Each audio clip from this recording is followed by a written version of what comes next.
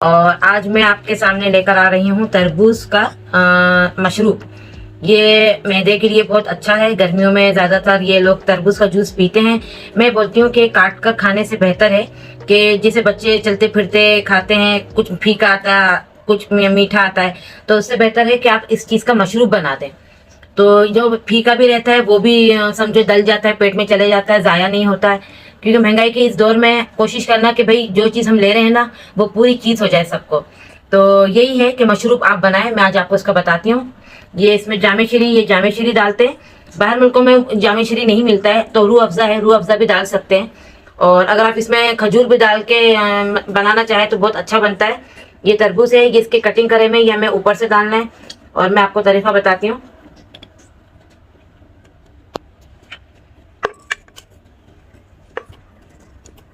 देखें ये तरबूज है,